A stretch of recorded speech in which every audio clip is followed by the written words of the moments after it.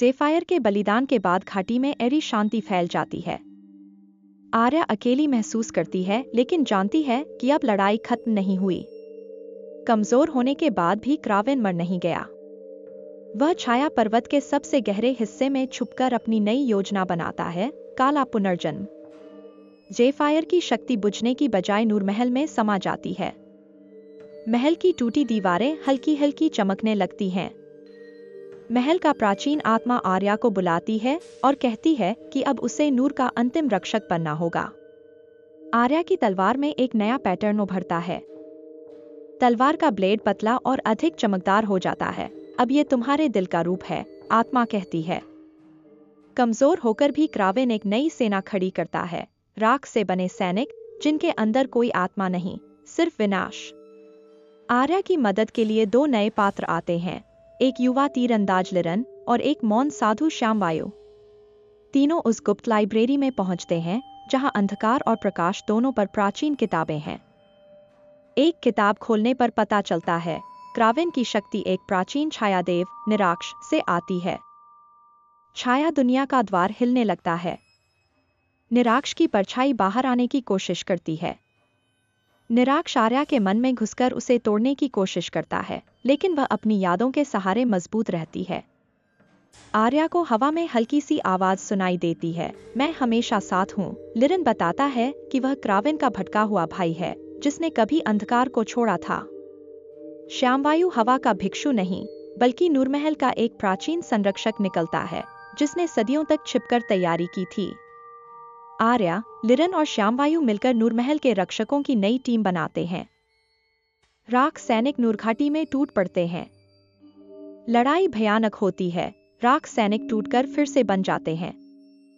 श्यामवायु बताता है कि राख सेना को सिर्फ जीवन की हवा नष्ट कर सकती है जो पहाड़ी शिलाओं में छिपी है।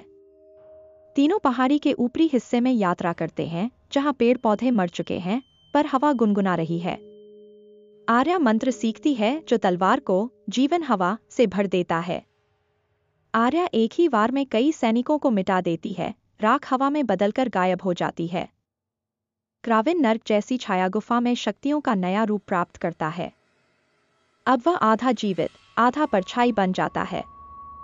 क्रावेन एक ऐसा तूफान छोड़ता है जो रोशनी को निगलता है। आसमान बिल्कुल काला हो जाता है। महल के नीचे एक और गहराई में नूर का हृदय छिपा है जो दुनिया की सबसे शुद्ध ऊर्जा रखता है। हृदय कक्ष में प्रविष्टि करने के लिए आर्या को अपनी सबसे अनमोल चीज छोड़नी पड़ती है, ज़ेफ़ायर की यादों का एक हिस्सा। हृदय से निकलती सफेद नीली रोशनी आर्या की तलवार में समा जाती है। तलवार अब नूर अनंत बन जाती है। क्रावेन नूरमहल के ऊपर छाया बनकर खड़ा होता है और घोषणा करता है, आज नूर मिटेगा या तुम। आकाश दो हिस्सों में बंट जाता है। एक ओर नीली बिजली, दूसरी ओर काली ज्वाला।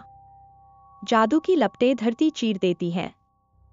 श्यामवायु अपनी जीवन ऊर्जा देकर छाया तूफान की ढाल तोड़ देता है। यह उसकी आखिरी सांस थी। लिरन राख सेना के नए राजा से भिड़ जाता है और अपनी जान देकर उसे रोकता है। आर्या और क्रावेन अकेले खड़े हैं। आंखों में आग, तलवारों में बिजली। सब कुछ यहीं खत्म होगा। हर वार से पहाड़ हिलते हैं। क्रावेन की छाया तलवार और आर्या की नूर अनंत तलवार तेजी से भिड़ती हैं।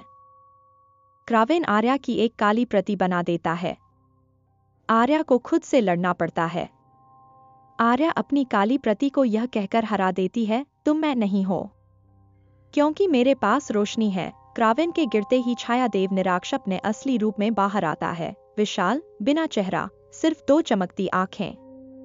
वह दुनिया को अंधेरों की दीवार से ढकने लगता है। समय धीमा पड़ जाता है। आर्या तलवार उठाती है। तलवार अचानक तेज सफेद आग से चमकने लगती है। नूर और ज़ेफ़ायर दोनों की शक्ति उसमें है। आर्या आकाश में कूदकर एक ही वार में निराक्ष को चीर देती है। रोशनी की लहर पर्वत से आकाश तक फैल जाती है। निराक्ष के नष्ट होते ही क्रावेन भी राख बनकर उड़ जाता है। उसकी आंखों में पहली बार पछतावा। काला तूफान साफ हो जाता है। सूरज उम्रों बाद उगता हुआ लगता है। नूरमहल फिर चमकने लगता है। आर्या महल की सबसे ऊंची मीनार पर खड़ी होती है। हवा में ज़ेफायर की हल्की आवाज, अब तुम नूर की सच्ची रक्षक हो। और अब कहानी एक नए खतरे की ओर इशारा करती है और एक भयानक युग का प्रारंभ बताती है।